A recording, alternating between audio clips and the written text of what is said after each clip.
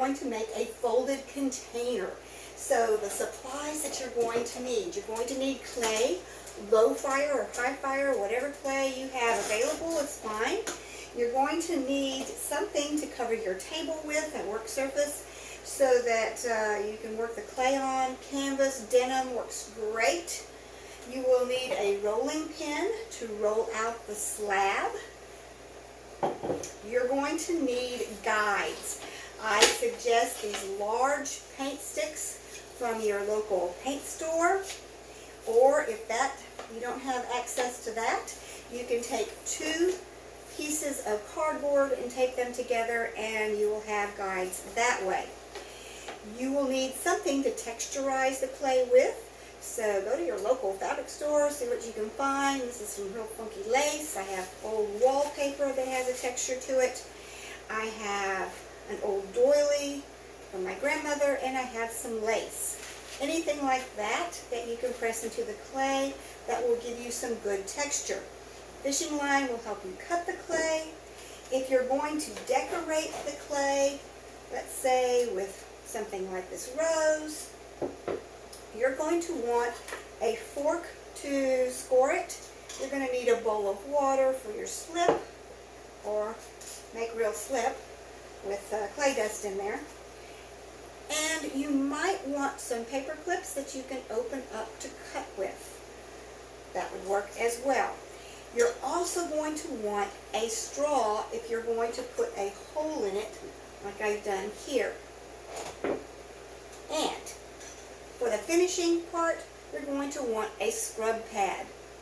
All of these things will help you be successful.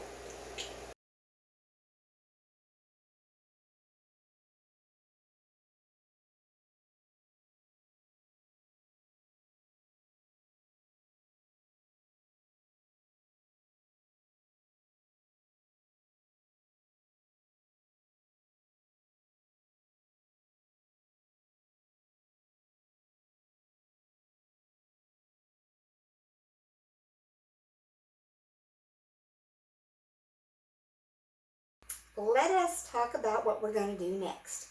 I have some leftover clay from the bowl video that I just made, and I am going to show you how to make something like this. Now mine is going to be a lot smaller because I'm trying to use up the clay that I already have out, right? Now this particular piece is made with 1 slab, and we'll roll it out, texturize it, embellish it, and then you can put holes in it so it hangs on the wall. So it's a hanging flower pot or a hanging container for keys, or I actually have it right now in my garden as a frog house, and I turn it like this, and then the frogs have a place to get out from the hot, hot sun. So that's all fun, right? Are you ready? I'm ready. All right, so I have leftover clay. Because I have leftover clay, this time I need to knead it and get those air pockets out. And I'm just going to work the clay a little bit until I'm pretty confident that I have gotten out the air pockets. I don't want to overwork it because that dries it out. And I'm going to take my 2 guides and place it on either side of that clay. I'm going to make sure that my denim or canvas is fairly straight so I don't have wrinkles. And I'm going to roll. Now I like to stand when I roll because I get a little bit more oomph. And when you're rolling out a slab, remember it's like pie dough. You want to do a little bit this way, a little bit that way. You don't want to sit there and do this in the middle because you'll end up with a huge dent. You want to always flip your clay so that you're doing it on more than one side.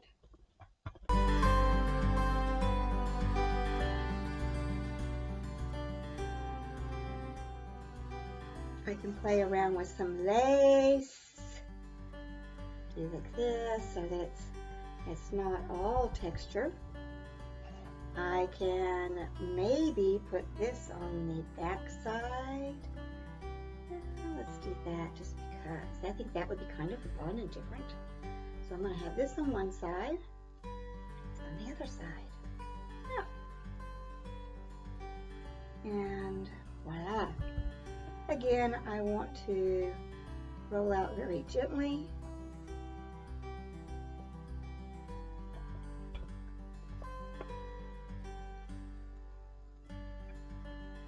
And you can kind of test it. See, I need to do just a little bit thicker. It's kind of moving on me a little bit, so I want to, yeah, there we go. Yeah, perfect. This particular lesson, and I'm going to go ahead and take this off and flip it down, like so, is about folding. So I'm going to be folding and then folding, right?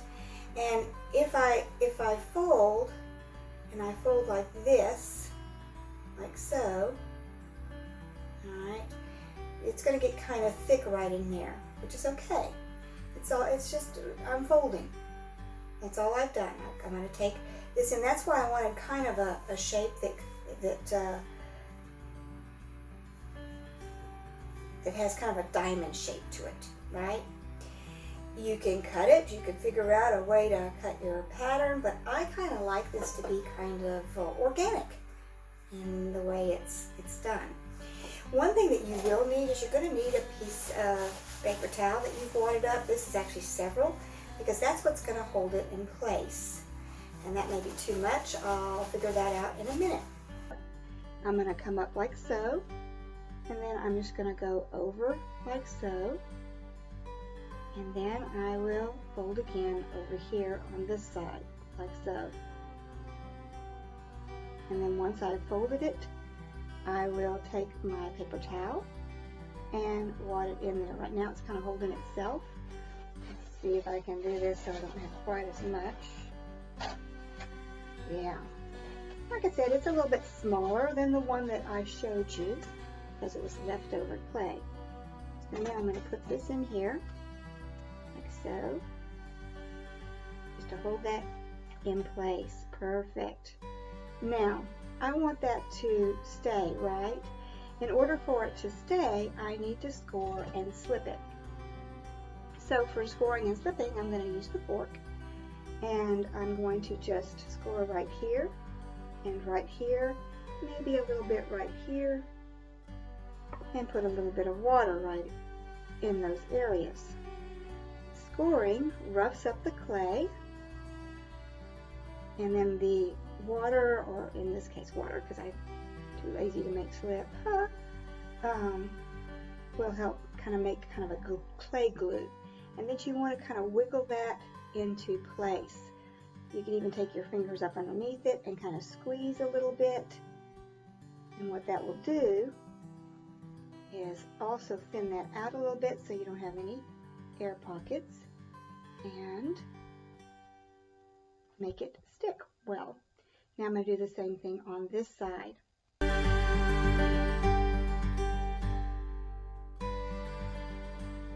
You can take it and tap it so that it has a nice flat,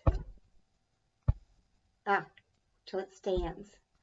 Okay, and it may be about balance so that it stands, right? Yay. And then I'm going to take that out for a minute. I'm going to take my damp paper towel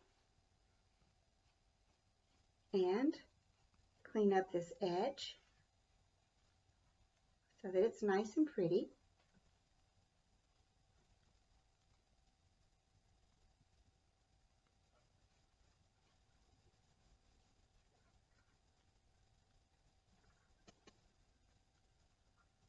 Check the inside, make sure that that's squeezed in good.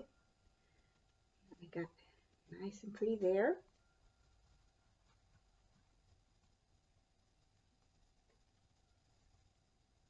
Smooth it out. Yay. Nice and pretty. Now, fun thing is, I can use this for a container that I hang on the wall. To do that, I've got to make sure that this part is flat. In other words, I would want to let it dry. If it's going to hang on the wall, I would want it to dry flat like this so that there's a nice flat area to go against the wall, you know, and you can even kind of push that a little bit if you want that. If you want it to stand up, then I would definitely let it dry like so, okay? Now, if it is going to hang on the wall, you're going to want some straws. You can use one hook, you know, right there in the center and push through, or you could do two like I had on that other example, like so. One hook on this small one should be just fine, and I would just push this through. And the nice thing about the straw is that it pushes all the way through and takes that excess clay with it so that you get kind of a nice clean hole, okay? Voila. Okay. I can decorate.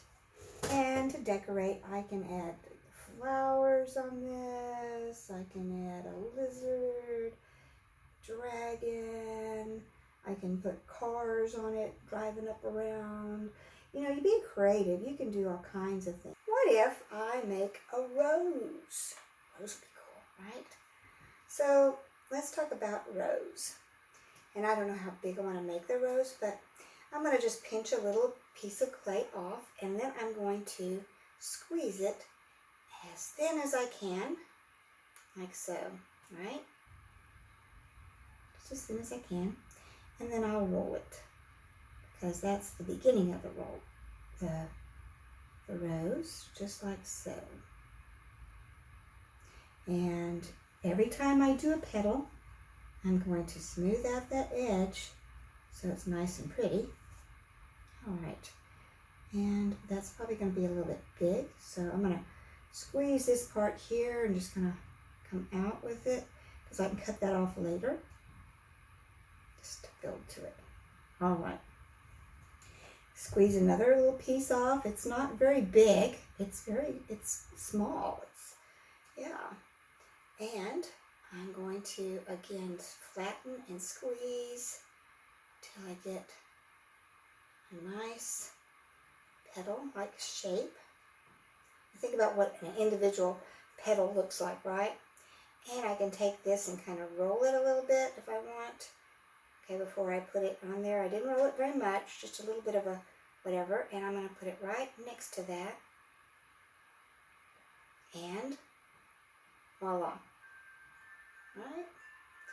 And again, I'm going to just kind of smooth that into, notice I'm not scoring and slipping, mainly because this is really wet clay, and because I am pushing that together like that. Another petal, so just another spot here, and I'm just squeezing it.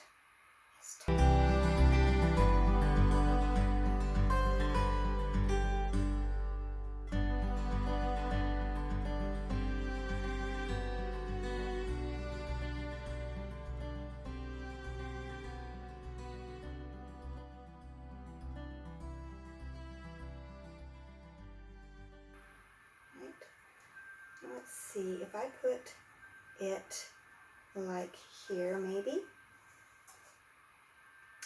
this is good, and I'm going to take that stem and kind of twist it a little bit, put that on there. Scoring and slipping, yes, I probably need to.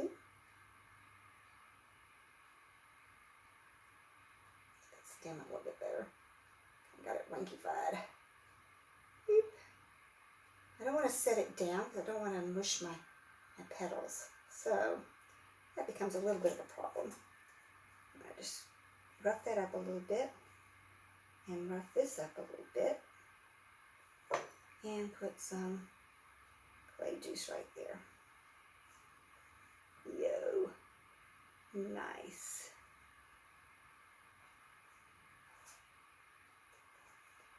Now then,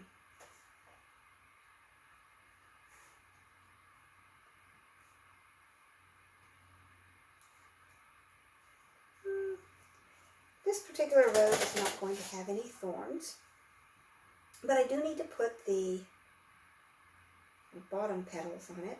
And they're like little thin things, right? So I'm just going to take and make that kind of thin like so.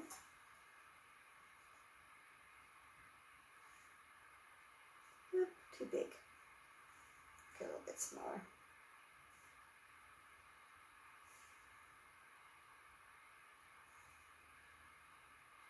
I'm done. Now I'm going to have to make a choice here. I've already put a hole right there, so I'm saying to myself this is going to hang on the wall. Because it's going to hang on the wall, I'm going to take my paper plate that I want to use to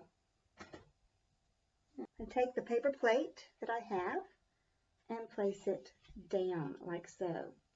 If it looks like it's going to cave in on you, like it wants to cave, because you've used more clay than me or whatever, then my suggestion is that you take the dry paper towel again and place it gently in there as a prop, like so. I don't really think I need to, but I'm going to do it just for you guys. And I have a nice little container. It's going to be so cool. Awesome. So now that I have my dry folded key holder or planter or whatever you want to use it for, I need to do a few things before it's ready to go in the kiln. The first thing I'm going to do is remove any paper that I can, because it will smell really bad when it fires, and we just don't need that kind of headache, right? The next thing I want to do is etch my name in the bottom here. I use a dull pencil. You can use a colored pencil. It has a hard lead, usually the cheap matte pencils. And you want to bear down enough that you kind of work your letters into the clay.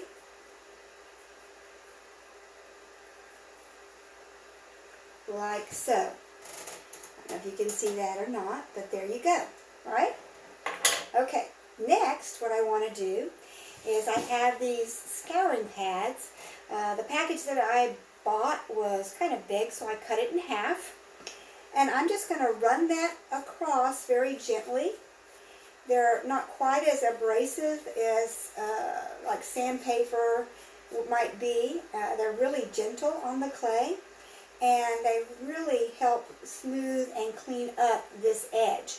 My recommendation is you do this over the trash can, because that will work best. Voila. And then our next stage is to fire.